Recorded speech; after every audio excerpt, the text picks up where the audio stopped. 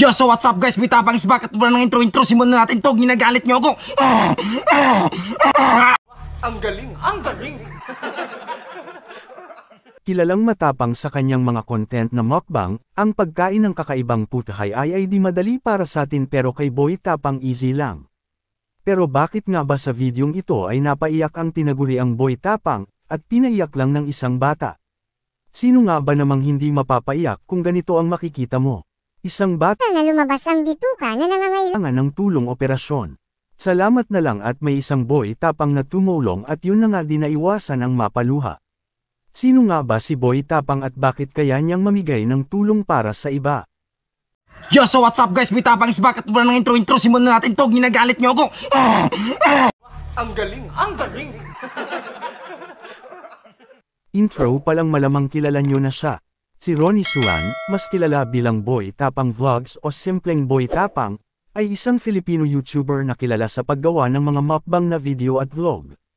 Siya ay dating nakakakuha ng kaiyahiyan para sa kanyang lubhang nakakagambalang mga mukbang sa kanya na kumakain ng mga insekto at mga kakaibang sangkap. Dati siyang may channel na tinatawag na Mukbang TV, ngunit na-terminate, dahil sa channel na nagtatampok ng masyadong maraming graphic na sumusuway sa patakaran ng YouTube. Siya ang bunso sa 10 magkakapatid. Nang dumating ang pandemya, tumigil ang kanyang ina sa pagtitinda ng mais. Siya at ang kanyang pamilya ay madalas na kumakain ng mga lutong uod bilang kanilang pagkain.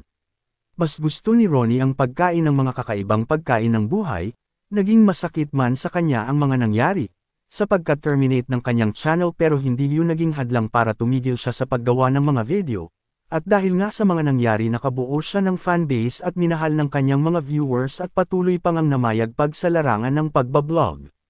Sadyang malayo na nga ang kanyang narating, dating mahirap, dahil sa pagsisikap, ngayon mayaman na. Sana all. Tanong ng karamihan, gaano na nga ba kay Amon si Boy Tapang, magkano ang kanyang kinikita? Well, wala man tayong saktong details ng kanyang income pero bibigyan ko kayo ng idea ng kanyang estimate net worth. Ayon sa Social Blade, umaabot ng $145 hanggang $2,300 monthly, at $1,700 to $27,900 yearly. At ayon naman sa Starstat, ang earnings ni Boy Tapang Vlogs through September 2023 ay umaabot ng $300,394. Sana all. Again uulitin ko mga kapatid, estimated income pa lang ito dahil hindi kasali dito ang ibang earnings niya tulad sa mga sponsor video at iba niya pang income. Kapatid, sino ang paborito mong mga vlogger? Comment mo naman sa baba para maisama natin sa susunod na video.